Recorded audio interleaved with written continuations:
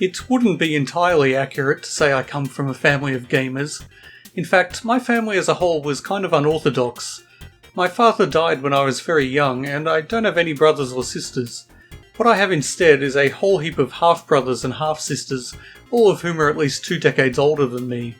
So, growing up, I didn't have anyone in my household around the same age as me to share my passion for gaming. But that doesn't mean that computer games weren't sometimes a family affair.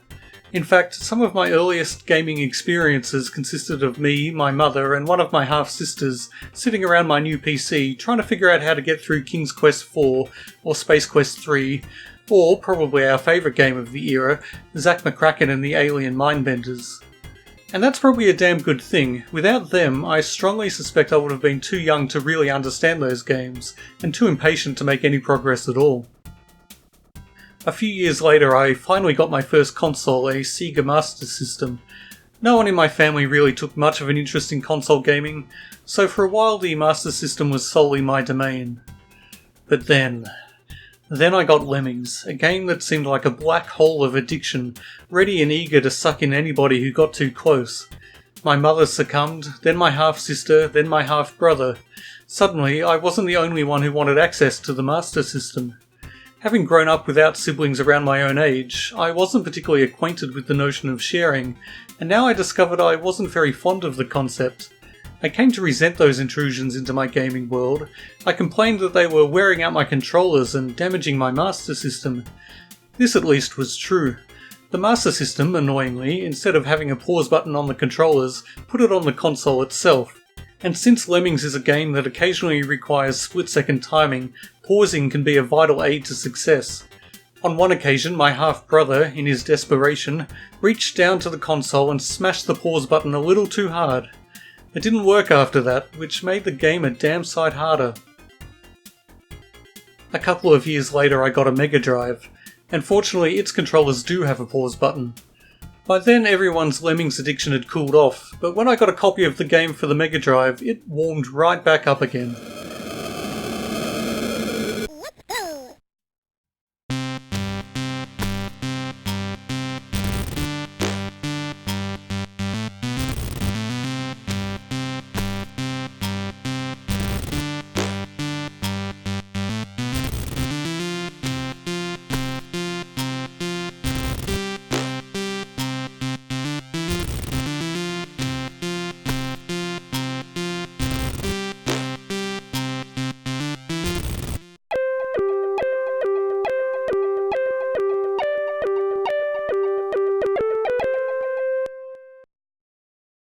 The Mega Drive version is similar to the Master System in some ways, but crucially different in others, and there were no fewer than 60 new levels for us to work our way through.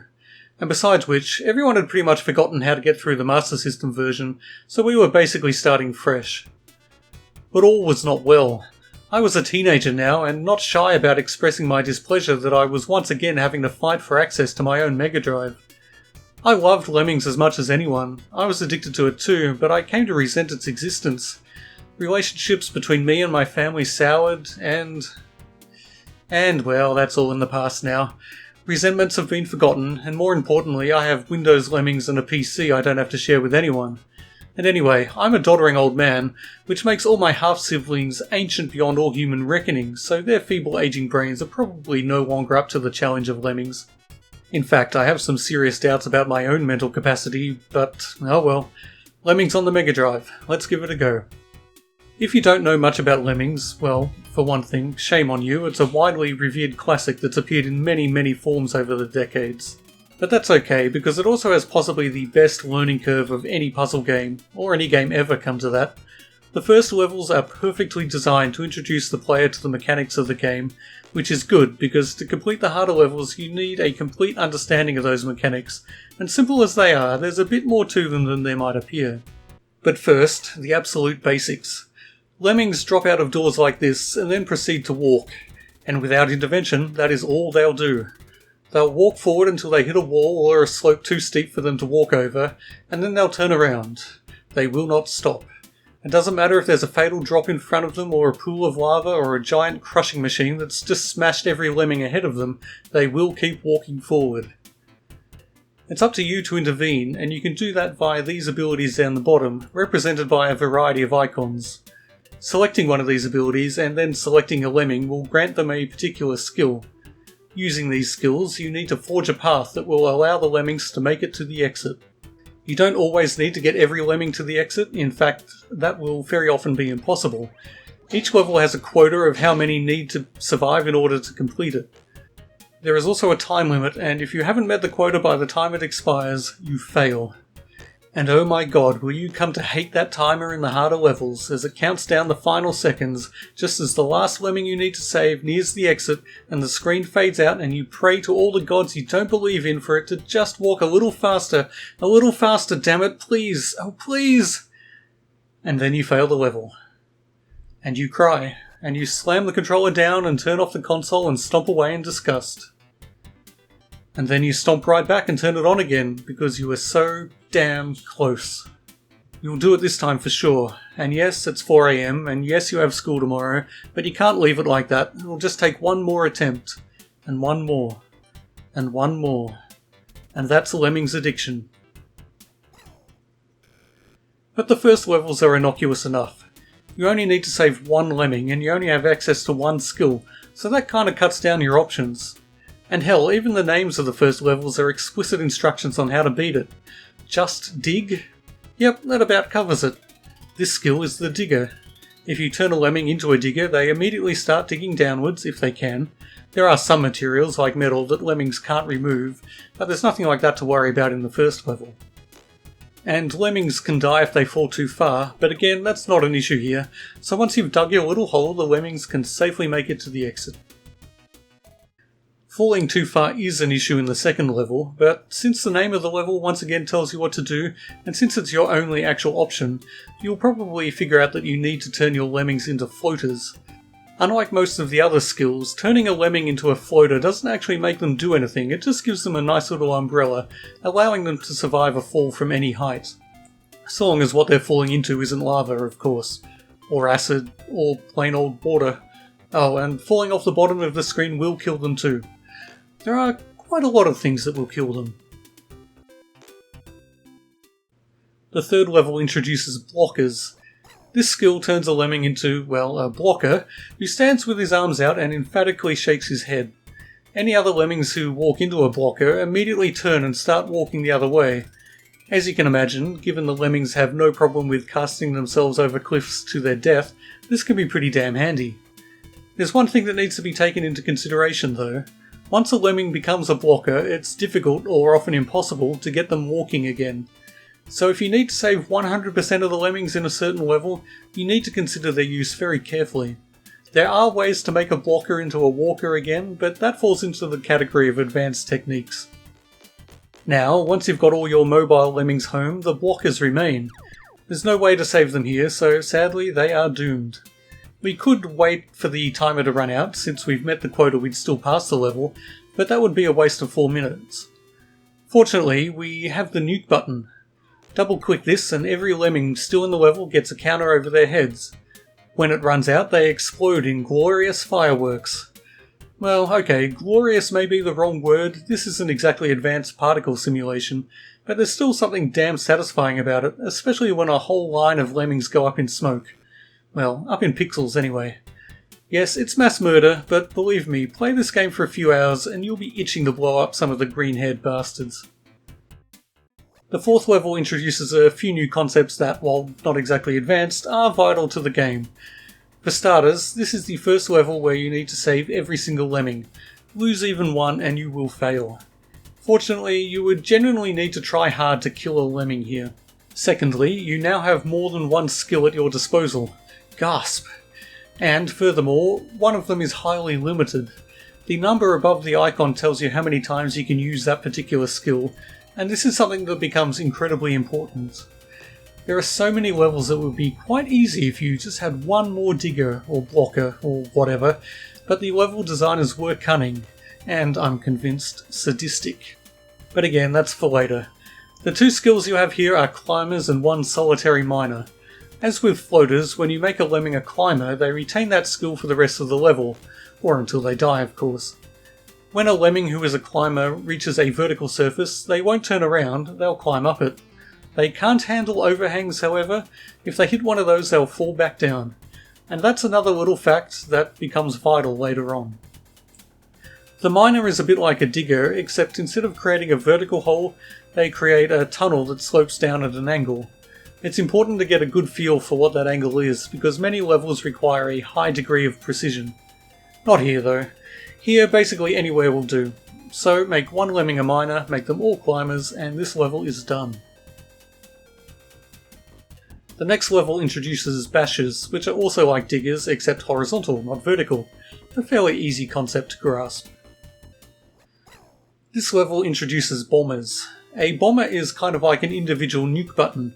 Confer this skill on a lemming, and that's skill with some pretty serious inverted commas, and they'll get the 5-second countdown over their head, after which they explode. Crucially, they'll also take out a chunk of the scenery with them. The intention in this level is that you use blockers to make the lemmings stationary before you blow them up, but even after all these years, I remember the timing to make the lemming blow up in the right place without the need for blockers. One small quirk. If a bomber is walking on the ground when their timer ends, they'll do a little panic animation before they explode. But if they're falling or already doing something else like digging, mining or blocking, there's no animation. Think that couldn't possibly matter? Then you don't yet understand just how devious this game can get. And the last skill to be introduced is builders. A lemming who is made into a builder will put down 12 bricks that form a sort of staircase. As with the miner, when you've played this game long enough, you'll get a very good feel for the exact angle they build at and the precise length they get from their 12 bricks, as in many of the later levels the phrase pixel perfect becomes highly relevant. There are other important factors though. A builder who hits their head on a ceiling or who encounters a wall in front of them while building will immediately stop and turn to walk the other way. A builder who hits a blocker, on the other hand, will also turn around, but, crucially, will continue building until their 12 bricks run out. It's the small things like this that allow the level designers to come up with some truly devious puzzles. For now though, that's the basics out of the way. Oh, except for the release rate. You can change how quickly lemmings emerge from their door, but you can never make it slower than what it starts at. So, if a particular level starts with the lemmings just pouring out, you have to deal with it. On the other hand, there are quite a few levels where, if you don't increase the release rate from its starting point, your time will run out even before they all emerge. Ultimately, it's just one more factor that you need to consider, and raising and lowering the release rate is a crucial part of many puzzles. Anyway, you now have all the essential skills to get through the game, but the next couple of levels continue to ease you into some of the tricks, traps and tropes that make Lemmings special. This level, for instance, introduces a new element, and I specifically remember it being the first level I had to really think about. Objects with arrows like this can only be bashed or mined through in the direction the arrows are pointing, so you can't just bash through from the left side. What's the solution? Well, just send a couple of climbers over, have one of them turn into a blocker, and then get the other one to bash through from the right direction. Don't forget to also make them floaters though, that fall is just high enough to be lethal otherwise. And then you just need to make the blocker a bomber to clear the path for the others. You don't need to save all the lemmings in this one, so it's not an issue. It's simple and pretty damn obvious, but it does require you to use a number of skills together, and it took my tiny young brain a good few minutes to figure it out. I think it's a really good example of how the learning curve ramps up just slightly, but enough to keep you interested. Anyway, there are 180 levels in the Mega Drive version of Lemmings, so I can't go through them all. Well, I could of course, my verbosity knows no bounds, but now might be a good time for a little restraint. So I'll just pick a few more examples, levels that I think demonstrate what the game does best, which is confront you with ingenious puzzles that might seem unsolvable at first, but eventually, with a bit of inspiration or logic or cleverness or sheer bloody-minded stubbornness, you will overcome. This level, I think, is a good one to look at next. It's small, it's simple, there aren't that many things you need to think about, and yet it's trickier than it might first appear. You need to save every single lemming, and we've got a very limited toolset to do it with. 2 builders, 2 bashers, and 1 digger. Oh, and you might have noticed that there are 2 doors for the lemmings to come out of. This is actually pretty common. The lemmings will alternate which door they emerge from, so you'll have to look at both of them from the start of the level. So the first thing that comes to my mind when I look at this level is that the two builders are going to be needed to bridge the gap between the door on the right and the exit. There is just no conceivable way to get the lemmings from that right door to the exit without using the builders there. With that as the starting point, the next thing that becomes clear is that the builder lemming is going to need to be isolated from the others. If any other lemming comes up behind them while the stairs are being built, they're just going to walk off the end and into oblivion. So we can't really just bash through the poles separating the door on the right from the central space, because then all those lemmings would just plunge to their doom. So the question is, how do we isolate one lemming so he has time to build? And, relatedly, what are we going to do about the lemmings coming from the top? The answer relies on another small but vital fact. When you make a lemming a digger, they'll remember the direction they were going when you did it, so if you make them a basher later on, they'll continue in that direction. Okay, let's have a look at the solution.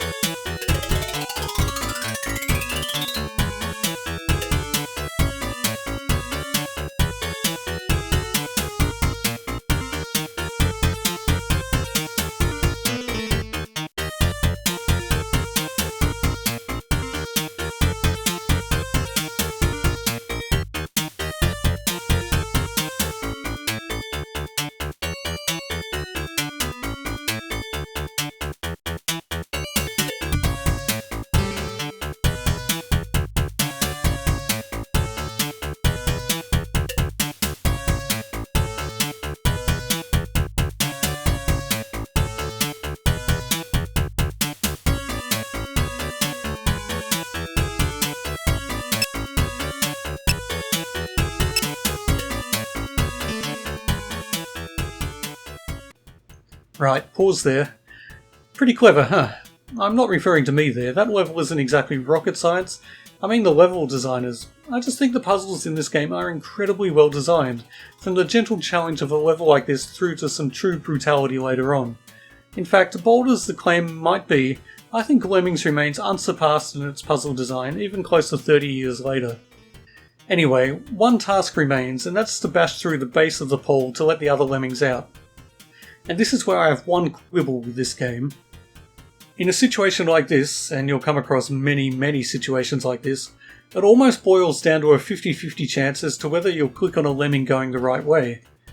If you use your bash skill on a lemming going the wrong way, they'll take one ineffectual swing at the air and then keep on walking. And right now I have one basher left. If I waste it, I'm screwed.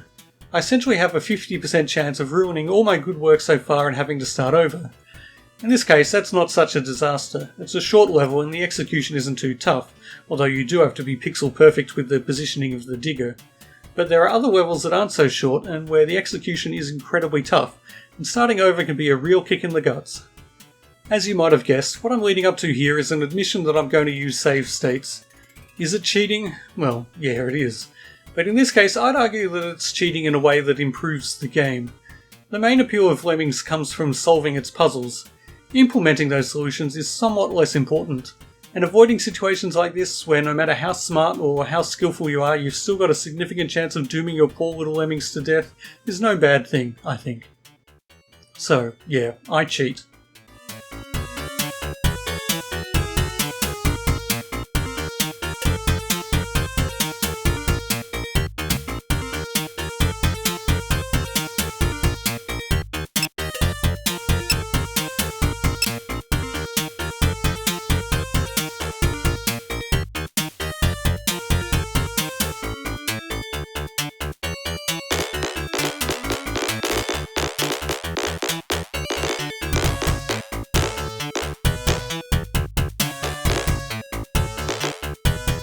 Okay, that was a lengthy explanation of some pretty simple concepts, but I hope I've managed to convey in a small way just how well these puzzles work. Here's another level that I'll have a quick look at, and the time limit is only a minute, so it'll have to be quick. This represents my genuine thought processes and attempts as I tried to get past this level. I may have known how to do it once, decades ago, but that memory is long gone, so I'm essentially coming back to it fresh. Right, so there's basically a big block between the lemmings and their destination. We have to save 100% of them, so the 5 bombers we have are clearly just a decoy. We can just bash through the block, of course, but all the other lemmings are just going to turn around and walk into that fatal trap back there on the left. So how about digging down a bit to create a barrier that will stop the lemmings from walking back to the trap?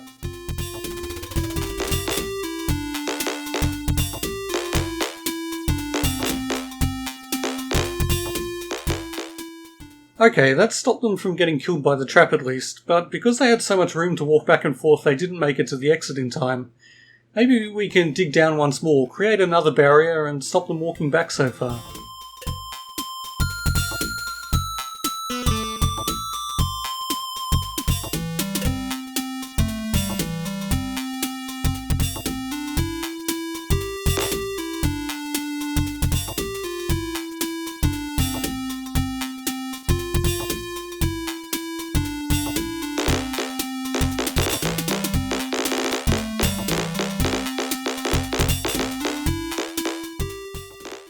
Ah, so damn close. That bastard of a timer. Just another couple of seconds would have done it. Maybe I should try the same tactic again, surely it was close to success? But no, I have a better idea. How about just using this space here near the start as a sort of holding pen? That way, one lemming can bash on ahead and clear a path. But we're going to have to release the other lemmings at just the right time. Too early and the basher won't be finished, so they'll just hit the end of the tunnel and go back. Too late and the time will run out. Let's see if I can judge it correctly. Okay, definitely wasn't too early. How's the timer looking? Good, it's fine. Well, only 1 second left, but 1 second is enough. And that's the process I went through to solve that level. A smarter person would no doubt have come up with the holding pen idea sooner, but a smarter person would also probably have more important things to do than explain Lemmings levels at tedious length. So the puzzles are the main reason I love this game so much, but they're not the only one. There's also the music. It's insanely catchy.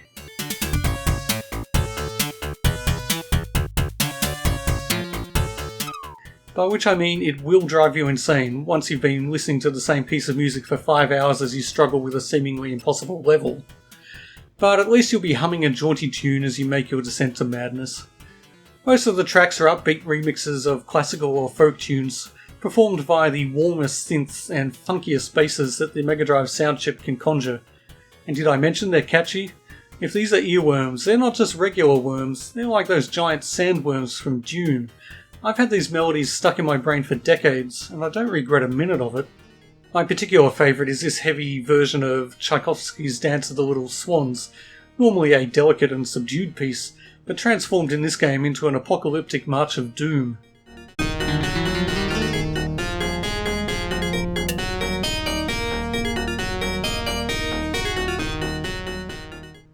I also have fond memories, of this version of Mozart's Rondo alla Turca.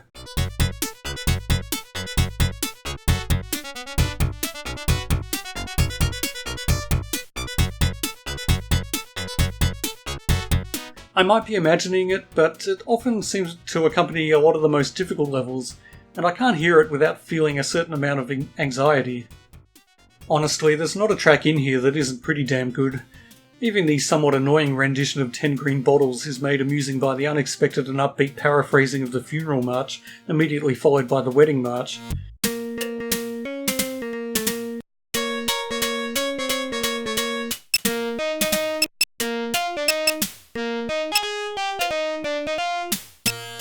Is this a grim commentary on the institution of marriage? I'm guessing no. There are also a few levels that have special music, and also a unique graphical theme. I didn't realise it when I first played the game, but these levels are references to other Psygnosis games. Shadow of the Beast, which I did play later on, and its sequel, plus the games Menace and Awesome, which I actually don't know much about.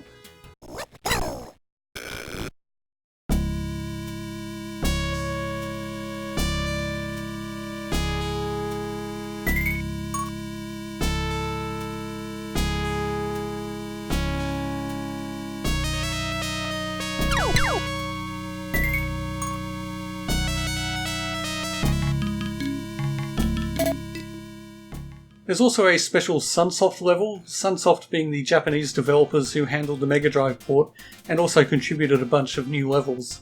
I don't know what it's referencing, but coming across this level with its incredibly Japanese aesthetic was quite a surprise back in the day. None of these levels are a challenge, they're all extremely straightforward, which I might consider to be disappointing, but they all have excellent music taken from the original games, and although the graphical styles might be a bit jarring, they still look pretty cool. Speaking of graphical style, the overall look of the game is, well, it does the job, and does it well. The graphics are nothing spectacular, but they're pleasant enough to look at with a good variety of different styles. Most importantly though, they facilitate the gameplay without being too visually confusing. This is important because every pixel in this game can be crucial. Basically, if you can see it in the play area, it's part of the game. Even if it's a couple of pixels in the middle of empty space, that could be a crucial platform you can build to, or use to break a fall that would otherwise be too high for the lemmings to survive. A single pixel is enough to stop a climber and make them fall back down, so it's vital to be able to see clearly what you've got to work with. Then there's the animation.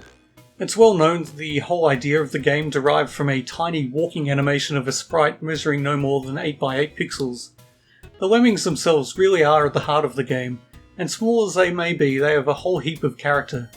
Just watching them march through a level is hypnotic, and watching them explode in little pops of pixels can inspire glee and pity, often both at the same time.